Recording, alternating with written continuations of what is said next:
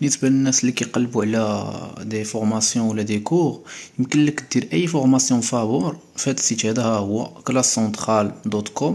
شتيه؟ وكيمكن لك تعلم اي دومين اللي عجبك اللي بغيتي. هما شحال ديال لي دومين كاينين هنايا: الانجينيرين، ساينس، كاين الماتيماتيكس.